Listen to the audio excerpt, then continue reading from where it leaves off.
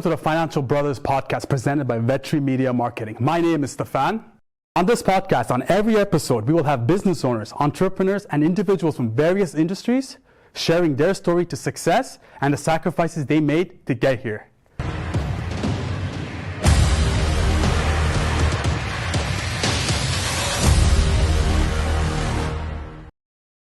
On this episode, we have someone very special, a very hardworking individual who started his business and as a former boxer, now trainer. Please help me welcome Villa. Thank you for doing this. Thank you. So we'll get straight into it. So before we get all this, what's your background? Tell your audience what you're about. Okay, well, I won't take you way back, but I started off as a student at Concordia. I was in the theater program. And that's when I transitioned into boxing. I found it because I wanted to do something. I still wanted to be in sports, but I couldn't be part of like the basketball team due to the high demand of what my course was asking. So I needed a sport that was focused on being on individuality. And I found boxing, and I just loved it from there. And then I transitioned from a student to an amateur boxer. I have to imagine the conversation with your parents when you said you're going to go from drama, which is pretty much safe for the most part, to amateur boxing, where you're getting your face beat up all the time. Your parents were okay with that? Yeah. Surprisingly, I started kind of late in boxing. I was actually in my mid-20s, so I didn't really have to have the permission conversation with my parents. It was more or less just telling them that this is where I was transitioning to, and they were pretty much supportive about it. They didn't really ask questions. There was obviously be careful, but they were pretty much supportive of it. I got to push back a little bit. You know, you're from Ghana, right? Right. So my parents are from Sri Lanka. Permission doesn't stop at 18 years old. So how did that conversation really go? Okay. Was there a boxing match between you and your parents? No, well, my parents always knew that I was very, like I was athletic. I was always in sports, from track and field, football, and basketball. And even being from Saint Laurent, there's a lot of like sports programs in that area. So it's like I was always active. So it made sense that I found my way back to a competitive sport. So my dad was pretty much just like, as long as you know what you're doing, you're good. And also being from Ghana, that's like the second biggest sport in Ghana besides obviously soccer. So it's something that's very common. Oh, okay. Yeah. That's good to know. So nowadays, when they talk about boxing, they talk about Floyd Money Mayweather, Canelo Alvarez, Manny Pacquiao for a little older, but Manny Pacquiao, or even now Gervonta Tank Davis versus Ryan Garcia that's coming up very soon. Yeah. But they always talk about the $100 million, the $200 million paydays, but they never talk about the other side of it. You as a boxer, can you explain the audience what is the discipline, the consistency? What does it take? There's a mentality, the mindset, I believe, right? Yeah. Definitely. When it comes to professional boxing, it's like there's two realms. There's amateur boxing and professional boxing. I think it's self-explanatory that professional boxing, you're getting paid for it, and that becomes your job. So when you see these guys talking about money and trash talking, it comes with the game, because you got to give respect to it, because unlike, let's say, basketball and NFL, you have these big entities that promote it. In boxing, you got to do it yourself. So when you do see these guys, put it on a show and everything, they have to do it because they got to get you into the building or paying pay-per-view to do it. So I'm all for that. When it comes to amateur, now there's no money in that. It's like watching college basketball. So most of the time, we're doing like, I don't know if I can cuss, because we love the sport. That's how passionate we love it. And you're doing it, it comes from the heart. And the number one thing that you'll learn from boxing or being a fighter is the training and the mentality that comes with the discipline and staying consistent with the work to get your objective done. And that's really what is the other side of boxing, and that's really what tests and shows if you're truly meant for this sport. Yeah. So clearly you could see the passion in your boxing. Yeah. So, I mean, this perfectly goes into my next question. Yeah. You're now a trainer. Yeah. Was that transition hard? Yes.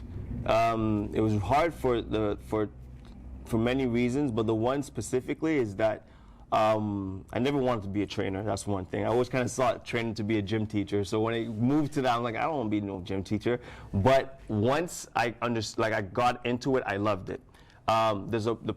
Because I do personal training, it's the personal side that I wasn't really ready for, because you're dealing with people now, and you're dealing with people at a vulnerable place. Either they're trying to get somewhere, and now you're helping them get there. And that's something that I had to learn as I go, because everybody's different. You get different energies, different individualities, individuals that you're working with, and that was the challenging part about being a trainer. It was that personal connection. Was it hard for you to go with like, people are not always motivated, as consistent as you? So was there a challenge in the beginning, because not everyone is like you? So training them and expecting them to be at your level when clearly they're not. Okay, that's a good question. Starting off, yes, 100%. I see that with every fighter that transitions to become a trainer. You start, like when you start training, you train people as if the way you train, and you realize you're pushing people really, really too hard. But that comes with that's like beginner's mistake. So that you learn to adjust to people, and that's also part of like learning individuals and knowing where to take it. You have some guys that come in and they're already athletic, so you already know not to waste their time and start from the beginning. We can go at a mid-level, and you have some people who are just starting out and understanding to have a little bit of patience for them. So the adjusting comes with just time and then learning it. Yeah. So your business is asking people for money and making them suffer. You're good with that? You ever thought about that? I've definitely thought about that, especially when it's clients that are very challenging. You're just like, yes, you're paying me, and I'm going to make you suffer, of course. But at the end of the day, you know that you're still helping them out. You know what I'm saying? So it's a good type of pleasure in making people suffer. Love-hate relationship. Yeah, you know what I'm saying? So let's turning into the business side, and 2020, the world changed, where everyone got into COVID, and the fitness industry, especially in Quebec, got affected badly. How was it? Was it hard for you in the beginning when all this shutdowns? What did you do to pivot? Any ideas, suggestions that you have? So when it happened, it was I remember not the dates exactly, but I remember like the transition, and I remember it. First hitting like certain sports that would stop it, and like games and events would be canceled, and so we started seeing like the downfall aspect, but we kind of stayed open until finally we had to shut down. So the transition was more or less, I was just like, oh shoot, where do I go from here? Like, do I go back to school? Like, it was this, that, but my clients kept me going, because as soon as the thing shut down, my clients were giving me ideas, as in saying, hey, so can we do a video? Can we do a Zoom? So I'm just like, I just went with the wave. I went with the current, and we lasted about 4 months, and then summer came out, and we were able to go to outside and start training, and I just kept throwing the flow. As long as people still wanted me to train them, I started training them. So then as we got it closer into the fall season, I saw it was going to get cold. And then gyms were still not open. I was still trying to figure out, okay, what do I do now? It's going to get cold. I can't be training people outside, and gyms can't be open. And then I just thought about concept of personal training in my own private facility, and how to work around what was public space and what's private space, so that I can still give the clients that kept on riding with me a space for them to still train and get their objective done. So COVID was a good thing for you? Kind of pushed you to open this? That's the crazy thing about COVID. It was. But that's how things are in life. Like, sometimes things happen, and for some people, it's their come up. It's their way, even though it's like it's a pandemic that's going and people are suffering. So that's what keeps me humble and grateful at the same time, that it was my turning point to make something of myself during this situation. So yes, in a simple way, COVID was good for me. So now, as a trainer, you have a trainer mindset, a fitness mindset, and also now a business mindset. So for the audience, what is your normal day like? What time do you wake up? What's your routine? What do you do? How do you what's the type of food, or just anything for them to grasp onto you from this interview? To be honest with you, I don't know. I personally don't think that I do anything special. I wake up morning, let's say by 7, 8 o'clock, I'm up,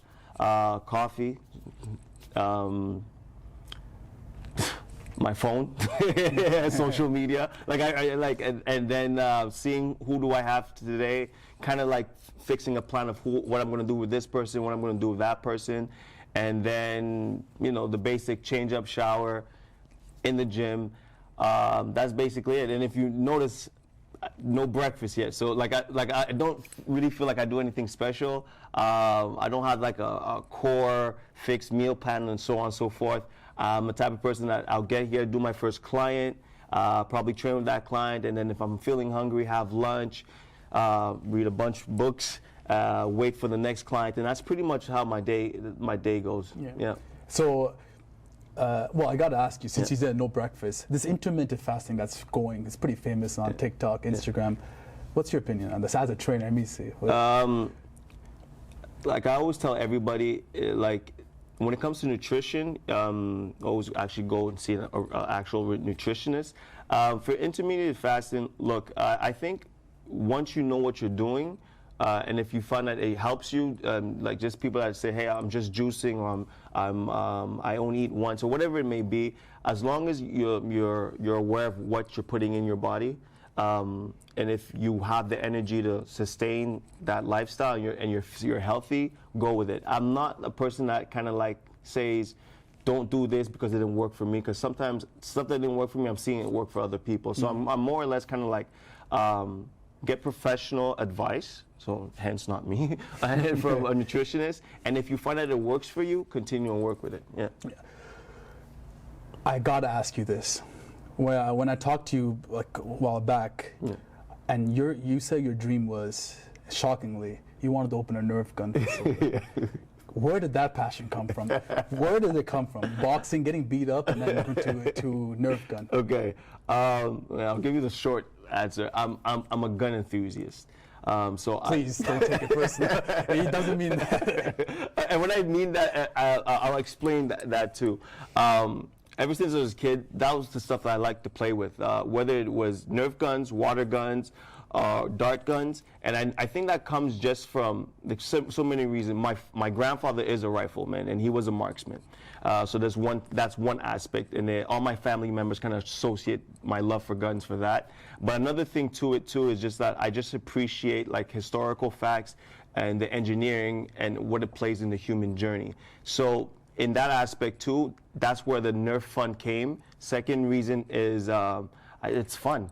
And it's like playing Call of Duty, but you get to actually do physical work and run around and shoot stuff. So in a safe place, so like paintball, but you can do it indoors. You can do it definitely when it was COVID time and you got locked in your house. One of the funnest things to do is play Nerf. So that's where that joy comes from. You have plans to open a facility? 120%. Once I figure out what the model I want to work with, and also moving forward, I would like to kind of do this with a group of people, so I could. It's fun doing your business by yourself. There's that one aspect, but I said that my next project, I would like to team up with people and see that and see what it is to have a business running it with friends and family or just other business persons. So definitely once I figure out that business plan, 100% I'm going into that. Thank you so much for doing this. Follow him on TrainwithVilla on Instagram, on TikTok, and anyone else who wants to have their businesses promoted, please join us. And now I think we're going to give him a chance to beat me up. So well, let's go for it. Very good. 1-2. Very good. 1-2. 1-2. All I do is win, win, win, no matter what. Got money on my mind, I can never get enough. And every time I step up in the building, everybody hands go up. And they stay there.